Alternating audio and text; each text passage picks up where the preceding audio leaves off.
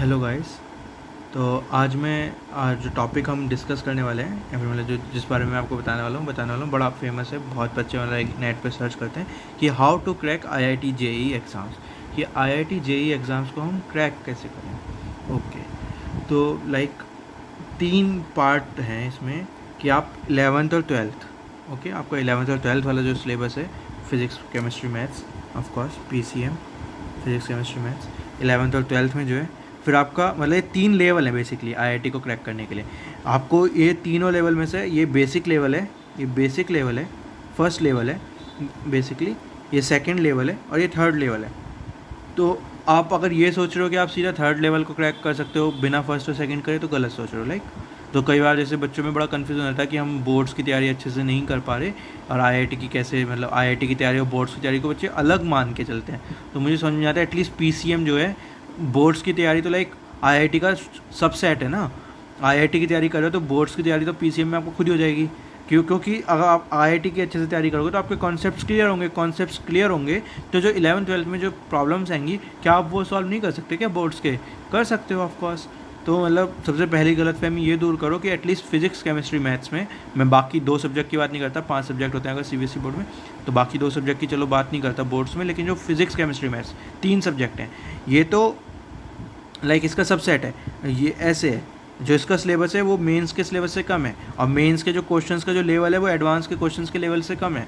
Okay, तो अगर आपको आईआईटी जी क्रैक करना है तो आपको 11th-12th का तो लाइक पीसीएम में अबव 90 तो मार्क्स वैसे ही लाने पड़ेंगे। बाकी जो 90 से 95 मार्क्स तो आपको अच्छे से मतलब आ सकते हैं अगर आप आईआईटी जेईई की तैयारी कर रहे हो तो।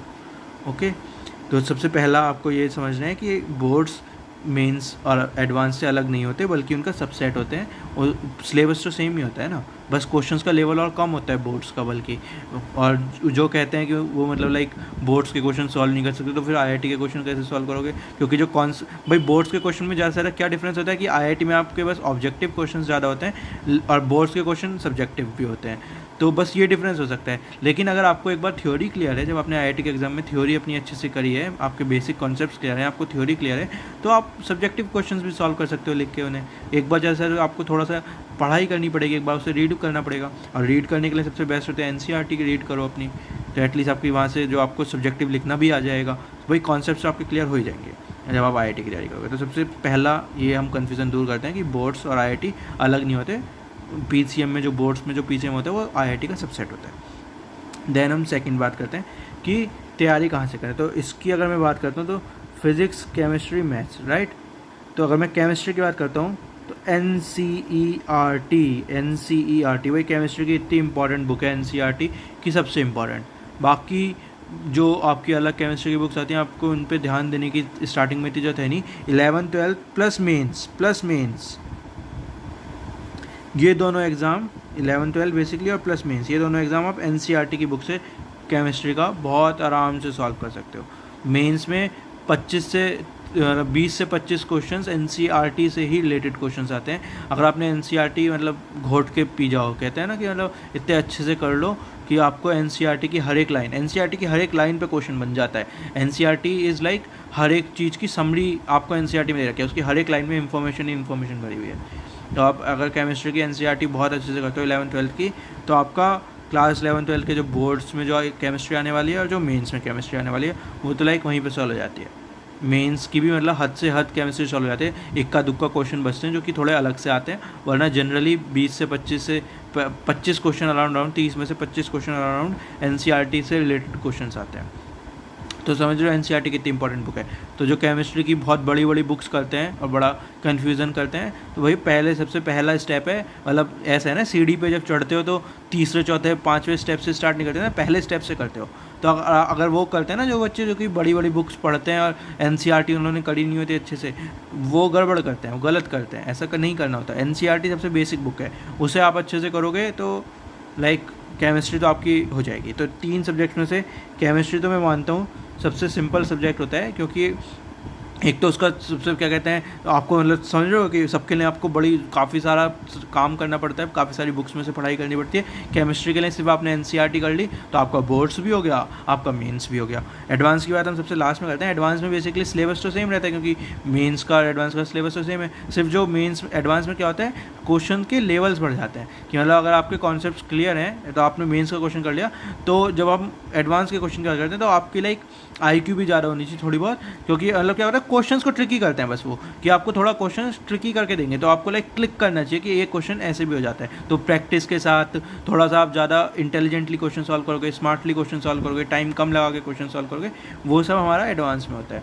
ठीक है, तो वहाँ पे मतलब बस क्वेश्चंस का लेवल थोड़ा बढ़ा देते हैं, बेसिक कॉन्सेप्ट तो सेम ही रहता है, मतलब कॉन्सेप्ट को तो चेंज नहीं कर सकते ना वो एडवांस के लिए। ओके, तो आप एनसीईआरटी करोगे तो आपकी केमिस्ट्री हो जाएगी मेंस और 11-12 दोनों के लिए। मैथ्स की बात करते हैं तो मैथ्स के लिए भी सबसे पहले आप एनसीईआरटी करोगे, मैथ्स की एनसीईआरटी करोगे, क्योंकि एनसीईआरटी के लिए एक सबसे बेसिक क्वेश्चन होते हैं मैथ्स में, किसी भी चैप्टर को आप उठाओगे मैथ्स का 11-12 का, तो आपने अगर एनसीईआरटी भी सॉल्व नहीं करी तो लाइक हार्ड क्वेश्चन तो क्या ही सॉल्व करोगे। एटलीस्ट एनसीईआरटी तो लाइक मैथ्स की सबसे पहला स्टेप होती है। दूसरा स्टेप होती है फिर आप RD अग्रवाल या फिर RS शर्मा, दूसरा स्टेप होती है आपकी RS अग्रवाल की RD शर्मा। इन दो बुक्स में से आप कोई सी भी एक बुक उठाओ और फिर वो क्वेश्चन सॉल्व करो उस चैप्टर के मैथ्स के लिए। तो आपने पहले एनसीईआरटी सॉल्व करी, फिर इन दोनों बुक में से कोई सा भी पूरा एक मतलब जो चैप्टर है उसके सारे क्वेश्चन सॉल्व करें। तो आप जब इतना कर लोगे ना तो आपको फीलिंग आने लगेगी क्वेश्चंस की, कि जो आपके मतलब बहुत ज़्यादा ट्रिकी क्वेश्चंस नहीं होंगे, लेकिन एटलीस्ट हर एक क्वेश्चंस के आपके बेसिक्स जो फंडामेंटल्स हैं, इतने इन दो चीज़ों को करने के बाद फंडामेंटल्स बड़े स्ट्रांग हो जाएंगे, कि आप फंडामेंटल्स में गड़बड़ी नहीं करोगे। ट्रिकी क्वेश्चंस में तो क्या होता है, ट्रिकी क्वेश्चंस कैसे बनते हैं, ट्रिकी क्वेश्चन ऐसे बनते हैं, आपने ट्रिकी क्वेश्चन एक बार सॉल्व कर लिया तो मतलब मैथ्स में क्या इंपॉर्टेंट होता है, मैथ्स में होती है स्टार्टिंग इंपॉर्टेंट होती है क्वेश्चन की। मैथ्स में जो सबसे इंपॉर्टेंट होता है स्टार्टिंग क्वेश्चन की, कि आपको क्वेश्चन स्टार्ट मतलब मैथ्स में क्या होता है, आपको एक बार तरीका पता चल गया ना कि वो क्वेश्चन स्टार्ट कैसे करना है, उसके बाद तो लाइक फिर आप करते चले जाओगे, है ना। तो बस क्या हार्ड होता है कि आपको कई बार क्या होता है कि मैथ्स का क्वेश्चन हर एक क्वेश्चन लाइक अलग अलग तरीके से हो सकता है, मतलब 3-4 तरीकों में से हो सकता है, उसमें से जो सही आंसर या फिर सबसे जल्दी आंसर आता है वो सिर्फ एक तरीका होता है उन 3-4 में से, हो 2-3 तरीकों से हो सकता है, लेकिन सबसे शॉर्ट, सबसे एक्यूरेट, सबसे एफिशिएंट जो होता है तरीका वो एक होता है। तो एडवांस में कुछ नहीं होता, बस एडवांस के लेवल में यही डिफरेंस होता है कि आपके मतलब वो क्वेश्चन आते हैं जहाँ पे जो कि आपने कम तैयार करे होते हैं, फिर कम मतलब देखने को मिलते हैं, थोड़ा नया क्वेश्चन आता है, तो वहाँ पे हमें स्टार्टिंग क्वेश्चन की हम एकदम से क्लिक नहीं कर पाते कि कैसे स्टार्ट करना है क्वेश्चन, तो वो गड़बड़ी होती है। तो मतलब अगर आपने एक बार एनसीईआरटी और RD शर्मा और RS अग्रवाल कर ली तो आपको क्या क्लियर हो जाएगा, आपके फंडामेंटल्स क्लियर हो जाएंगे, बिल्कुल आपके बेसिक्स जो हैं वो स्ट्रांग हो जाएंगे। तो मतलब स्टार्टिंग के बाद के जो स्टेप्स हैं एटलीस्ट आप उनमें नहीं अटकोगे, ये तो आपका बिल्कुल क्लियर हो गया। और जो आपके बेसिक्स क्वेश्चंस होंगे या फिर जो आप ज़्यादा यूज टू क्वेश्चंस होंगे उनकी आपकी स्टार्टिंग भी क्लियर हो जाएगी। तो फिर मतलब कुछ गिने चुने क्वेश्चंस बचेंगे हर एक चैप्टर में, लाइक कुछ इस पार्ट ऑफ क्वेश्चंस कि उनकी मतलब वो आपको ट्रिक कर सकते हैं। तो वो कैसे सॉल्व होंगे, वो आपकी प्रैक्टिस के साथ सॉल्व होंगे। जितने ज़्यादा आप क्वेश्चन सॉल्व करोगे अलग अलग सोर्सेज से, अलग अलग पेपर्स से, तो मतलब अगर आप ये आपने कर लिया, एनसीईआरटी कर ली, RS ये दोनों बुक्स कर ली आपने, RS अग्रवाल या RD शर्मा में से कोई भी एक बुक कंप्लीट कर ली उस चैप्टर की, उसके बाद आपने क्या किया, प्रीवियस ईयर पेपर्स करे, प्रीवियस ईयर के पेपर्स करे, है ना, प्रीवियस ईयर के पेपर्स करे, पहले मेंस का किया, मेंस के किए, फिर एडवांस, पहले मेंस का करो, है ना, मेंस तक कर लिए। जब आपने ये 3 चीज़ करी, एनसीईआरटी, एक बुक और फिर मेंस, तो जब आप मेंस का पेपर करने बैठोगे ना तो आप अगर आपने ये दोनों अच्छे से करा होगा तो आपको मेंस के पेपर के लाइक 90% क्वेश्चन खुद से सॉल्व हो जाएंगे। और जो 10% नहीं हुए तो वो क्यों नहीं हुए कि मतलब एक आध क्वेश्चन कुछ नया मान लो इसलिए शायद ना हुआ हो। अब अगर आपके पास इतने क्वेश्चन सॉल्व नहीं होते और आप किसी क्वेश्चन में अटकते हो तो इसका मतलब क्या है कि वो क्वेश्चन आपने एनसीईआरटी और RD शर्मा इनमें बुक्स में कर रखा है, लेकिन आपका वो कॉन्सेप्ट अच्छे से क्लियर अभी है नहीं। तो आपको क्या करना है, जब भी आप मेंस का पेपर प्रीवियस मतलब इन दोनों बुक्स करने के बाद आप मेंस के जितने भी प्रीवियस ईयर के क्वेश्चन के पेपर उठाओगे और उनको उस चैप्टर से रिलेटेड वो क्वेश्चन करोगे तो आपके जनरली सारे क्वेश्चन सॉल्व होने चाहिए। जहाँ पे आप अटको उस क्वेश्चन को स्टार मार्क करो, देखो कौन सा कॉन्सेप्ट लग रहा है, क्यों वो क्वेश्चन नहीं हुआ जबकि आप ये दोनों बुक कर चुके। तो एक बार आप मतलब समझ रहे हो, एलिमिनेशन रूल लगा रहे हैं कि हमने ये भी कर लिया, ये भी कर लिया, अब मैं मेंस के पेपर करने बैठा हूँ, मेंस के क्वेश्चंस कर रहा हूँ जो कि आए हैं इन चैप्टर्स में से, तो मैं ये वाला क्वेश्चन क्यों नहीं कर पा रहा। तो आपको पता चल जाएगा जो आपका गिना चुना कोई इक्का दुक्का बीच में आप भूल गए होंगे कॉन्सेप्ट, जो आपका हल्का सा शेकी कॉन्सेप्ट होगा, जो कि आपका मतलब बिल्कुल स्ट्रॉन्ग कॉन्सेप्ट नहीं होगा, तो वो यहाँ पे पकड़ा जाएगा। और जैसे ही वो पकड़ा जाए तो फिर कंसल्ट करो क्यों नहीं हुआ, एंड देन फिर उस कॉन्सेप्ट को स्ट्रॉन्ग करो। तो आप समझ रहे हो, अगर आपने ये इस चेन से करा कि एनसीईआरटी आपने कंप्लीट करी, एक बुक के सारे क्वेश्चंस आपने कंप्लीट करे, एंड देन फिर आपने प्रीवियस ईयर क्वेश्चंस कंप्लीट करे मेंस के, एंड देन फिर जो शेकी कॉन्सेप्ट थे जो कि आपके यहाँ से पकड़े गए उन्हें आपने फिर से रिवाइज करके उन्हें स्ट्रॉन्ग किया, तो आपका लाइक फाउंडेशन इतनी स्ट्रॉन्ग हो चुकी है कि बस अब आपके पास जो एडवांस के क्वेश्चंस करने के लिए सिर्फ आपको प्रैक्टिस की ज़रूरत है। अलग अलग सोर्सेज से वो तो प्रैक्टिस होती रहती है, आप मतलब छोड़ोगे नहीं ना। क्या होता है एक बार हम कुछ कर लेते हैं तो उसके बाद फिर वो क्वेश्चंस आपके कोई दोस्त देंगे, कोई टीचर दे सकता है, आप किसी बुक्स में से ले सकते हो, ऑनलाइन कहीं से मिल सकते हैं, तो आप अलग अलग उसी चैप्टर के क्वेश्चंस कहीं से भी कर सकते हो, है ना। तो वो कुछ क्या होंगे, जनरली 80-90% क्वेश्चंस तो लाइक बेसिक क्वेश्चंस ही होंगे जो कि इनमें कवर हो रहे होंगे, तो वो तो आप चुटकियों में कर दोगे। कुछ 10% क्वेश्चंस ऐसे होंगे, 5-10% क्वेश्चंस ऐसे होंगे जो कि आपको लगेंगे ऐसा क्वेश्चन अभी तक मैंने नहीं किया। वो क्वेश्चन आपको पकड़ना है, उसकी स्टार्टिंग देखनी है कैसे वो स्टार्ट होता है क्वेश्चन। एक बार आप स्टार्टिंग पकड़ लोगे तो फिर लास्ट में तो लाइक बेसिक मैथ्स ही लगती है। मैथ्स के क्वेश्चन इसलिए हार्ड होते हैं, मैथ्स के क्वेश्चन में क्या होता है एक आध स्टेप बड़ा इंपॉर्टेंट होता है, एक बार वो स्टेप आपने पकड़ लिया बाकी क्वेश्चन बड़ा सिंपल होता है। तो वो क्या होता है कई बार जब हम मैथ्स का क्वेश्चन एक नया क्वेश्चन आता है तो हम वो वाला स्टेप जो होता है वो क्लिक नहीं कर पाता दिमाग में, तो मैथ्स इसलिए प्रैक्टिस मांगती है। एनसीईआरटी केमिस्ट्री क्या मांगते हैं, केमिस्ट्री लाइक रट्टा ज़्यादा मांगती है। केमिस्ट्री में कॉन्सेप्ट इतने नहीं होते, थोड़े बहुत होते हैं, लेकिन केमिस्ट्री में लाइक इतने कॉन्सेप्ट नहीं होते। बेसिकली कॉन्सेप्ट रिपीट हो रहे होते हैं केमिस्ट्री में बहुत ज़्यादा, कि आपने एक बार एक कॉन्सेप्ट का रट्टा मार लिया तो वो बहुत जगह वो वाला कॉन्सेप्ट यूज़ हो रहा होगा। ऑर्गेनिक, इनऑर्गेनिक और क्या कहते हैं आपकी फिजिकल केमिस्ट्री। फिजिकल केमिस्ट्री में तो लाइक आपकी कैलकुलेशंस लग रही होती हैं उसमें बहुत ज़्यादा, तो मतलब फिजिकल केमिस्ट्री में ठीक है थोड़ी बहुत आपके लॉजिक्स यूज़ होते हैं। इनऑर्गेनिक में तो ज़्यादातर रट्टा होता है, और ऑर्गेनिक में आपका क्या कहते हैं उसमें भी रट्टा ही होता है एक तरीके से वही इसमें, लेकिन ऑर्गेनिक में क्या होता है कि वो रट्टा क्या होता है, रट्टों को हम डिवाइड कर लेते हैं कॉन्सेप्ट्स में, कि कॉन्सेप्ट रट्टा मार लो तो इस कॉन्सेप्ट के सारे क्वेश्चन वैसे हो जाएंगे। तो केमिस्ट्री ऐसे सॉल्व करते हैं। तो केमिस्ट्री तो लाइक आपने एनसीईआरटी सबसे पहले आपको एनसीईआरटी करनी है, तो आपका 11th-12th और मेंस हो जाएगा। मैथ्स के लिए मैंने आपको 3 चीज़ कही, एनसीईआरटी करो, इनमें से एक करो, क्योंकि देखा आपने तो ये आपने देखा यही डिफरेंस है केमिस्ट्री और मैथ्स में। केमिस्ट्री में मैंने सिर्फ आपको एनसीईआरटी करके कह दिया कि आपका 11th-12th और मेंस हो जाएगा। मैथ्स के लिए मैं कह रहा हूँ कि आप एनसीईआरटी भी करो, इन दोनों बुक में से कोई एक भी करो, आर.डी. शर्मा या फिर आर.एस. अग्रवाल में से कोई एक बुक का पूरे सारे क्वेश्चन सॉल्व करो, और फिर प्रीवियस ईयर क्वेश्चन से पेपर सॉल्व करो। तब इन तीनों को करने के बाद आपकी मैथ्स की फीलिंग स्ट्रांग होगी। गुड। तो आपकी केमिस्ट्री का आपने तैयारी कर ली, मैथ्स की तैयारी कर ली, बाकी बचती है फिजिक्स की। भाई फिजिक्स के साथ मैं समझता हूँ, फिजिक्स मतलब मैथ्स और केमिस्ट्री का तो क्या अंतर है कि जिनके रट्टे की कैपेसिटी अच्छी होती है वो केमिस्ट्री बड़ी जल्दी से कर लेते हैं। जो हार्ड वर्किंग लोग होते हैं, और मतलब उनका थोड़ा ठीक है आईक्यू तो मैं सबको ही मानता हूँ थोड़ा बहुत है, लेकिन मतलब जो हार्ड वर्किंग लोग होते हैं जो कि बहुत प्रैक्टिस करते हैं वो मैथ्स अच्छे से कर लेते हैं, क्योंकि मैथ्स प्रैक्टिस मांगती है। मैथ्स आपको मतलब अगर आपका ये भी है ना कि आपको मतलब एकदम से क्लिक नहीं कर रहे क्वेश्चन, लेकिन आप एक बार इतने बार क्वेश्चन कर लेते हो ना तो मैथ्स प्रैक्टिस से आपकी स्ट्रांग हो जाती है। फिजिक्स एक ऐसा सब्जेक्ट है, फिजिक्स में आप बहुत ज़्यादा प्रैक्टिस भी कर सकते हो, लेकिन मतलब बहुत ज़्यादा प्रैक्टिस, इतनी ज़्यादा प्रैक्टिस की होती है जितनी ज़्यादा मैथ्स में प्रैक्टिस की होता है। फिजिक्स को आप केमिस्ट्री की तरह भी नहीं कर सकते, रट्टे मार के भी नहीं कर सकते, क्योंकि अगर आप रट्टे मार के करोगे तो आप बिल्कुल लेवल 1 लेवल 2 क्वेश्चन, बिल्कुल जो बेसिक क्वेश्चन है वो तो आप शायद रट्टे मार के फॉर्मूले मार के कर लो, लेकिन जहाँ पे भी क्वेश्चन में छोटी सी ट्रिक डालेंगे क्योंकि आपने रट्टा मार के कर रखा है, आपको कॉन्सेप्ट क्लियर नहीं है, तो वहाँ पर गड़बड़ी हो जाएगी। तो फिजिक्स एक ऐसा सब्जेक्ट है जहाँ पर मैं मानता हूँ कॉन्सेप्ट क्लियर होने चाहिए। कॉन्सेप्ट्स बहुत इंपॉर्टेंट है फिजिक्स में। अगर आपके कॉन्सेप्ट्स क्लियर हैं, अगर आपकी basic definitions, basic concept clear है, इतने स्ट्रॉन्ग है कि आपने बार बार क्वेश्चंस इतने अच्छे से आपने पढ़ रखा है कि आपके बेसिक कॉन्सेप्ट्स एक बार स्ट्रॉन्ग हो जाते हैं, उसके बाद फिजिक्स लाइक बेसिक कॉन्सेप्ट से बनती है। फिजिक्स इज़ लाइक कि आपको ये 2 ब्लॉक 3 ब्लॉक 4 ब्लॉक, ये 3 ब्लॉक आपको दे दिया है ना, ये मतलब बेसिक कॉन्सेप्ट्स हैं, और आपको एक बिल्डिंग बनाने के लिए बोल दिया। तो अगर आपको ये 3 ब्लॉक मतलब 3 बेसिक कॉन्सेप्ट आपके स्ट्रॉन्ग है, बहुत अच्छे से आपको पता है, तो आप बिल्डिंग बना दोगे एक के ऊपर एक रख के।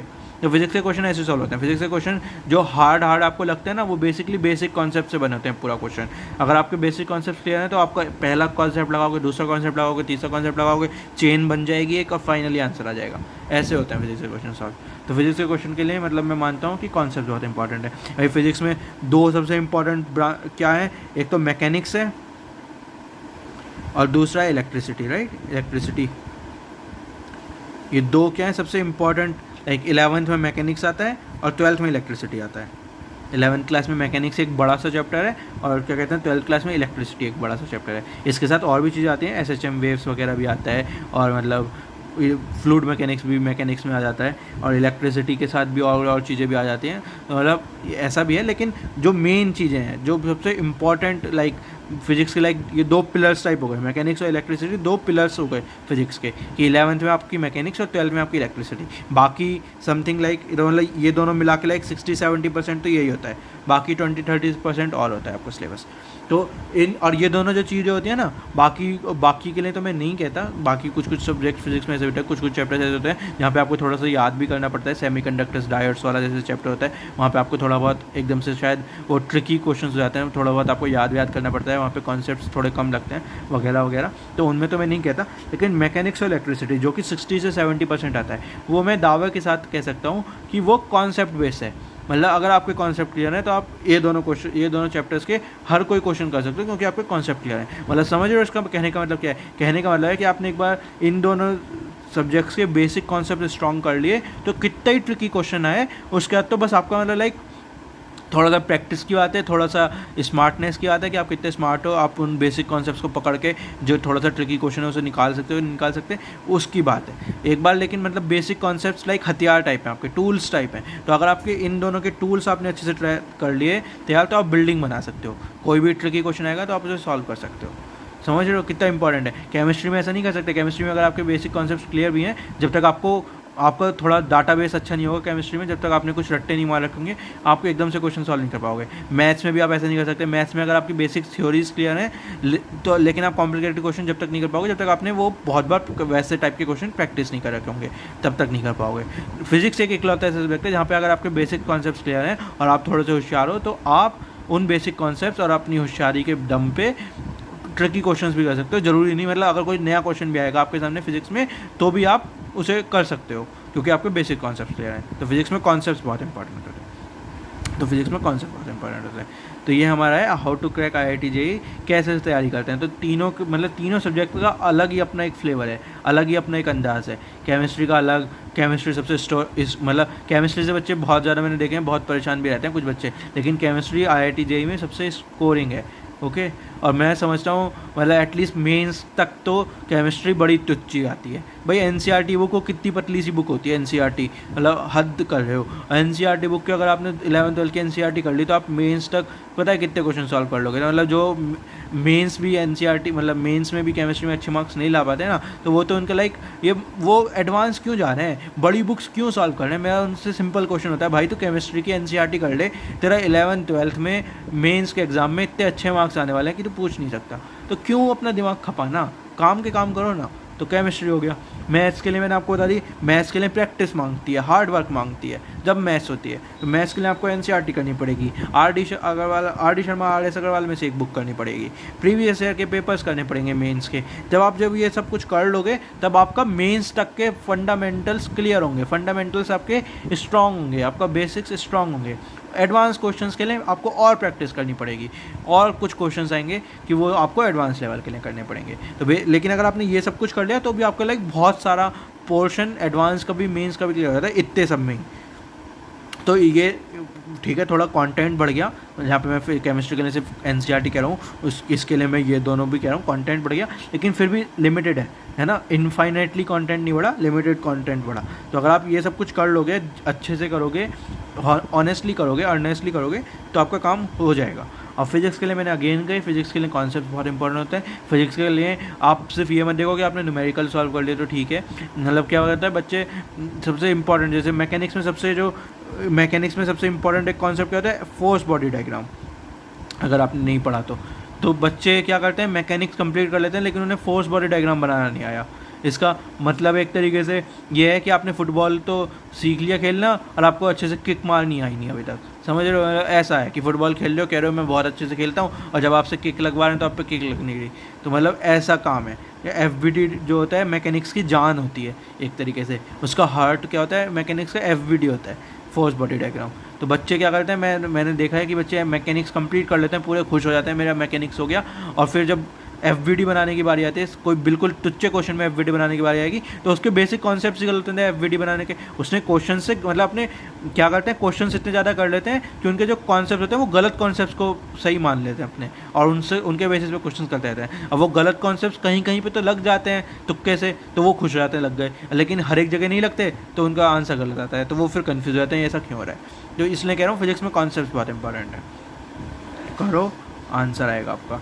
तो फिजिक्स में आप कॉन्सेप्ट्स अपने स्ट्रॉन्ग करो, केमिस्ट्री में थोड़ा सा क्या अपना, केमिस्ट्री क्या है, केमिस्ट्री भी केमिस्ट्री तो रीडिंग है यार, एनसीईआरटी पकड़ो, रीडिंग मारो, एक बार रीडिंग मारो, 2 बार रीडिंग मारो, सुबह शाम रीडिंग मारो, जितनी बार, मतलब 11th-12th में अगर आप आईआईटी की तैयारी कर रहे हो, 2 साल के लिए आप आईआईटी की तैयारी कर रहे हो, 11th से आपने आईआईटी की तैयारी करी, तो आपके पास 2 साल हैं, 2 साल में 2 बुक की कितनी बार रीडिंग नहीं मार सकते क्या आप? हद कर रहे हो, मतलब सिर्फ 2 बुक हैं, कितना होता है एक बुक में? शायद 200-300 पेज होते हैं, तो 2 बुक में लाइक 600 पेज हो गए, तो 600 पेज की आप रीडिंग 600 कितने दिन हो गए? 2 साल में लाइक 600 से ज़्यादा दिन हो गए, तो मतलब कितनी बार रीडिंग लग सकती है, खुद सोचो, है ना? कम से कम 10 या फिर 20 बार 30 बार रीडिंग मारो उन दोनों बुक्स की, इतनी बार रीडिंग मारो कि आपको लाइक लाइन याद हो जाए। एनसीईआरटी के साथ तो मैं यही समझ रहा हूँ, केमिस्ट्री की एनसीईआरटी तो बड़ी प्यारी है भाई, आपने अगर नहीं करी तो लाइक क्या कर रहे हो फिर, क्यों तैयारी कर रहे हो, ये समझ लो।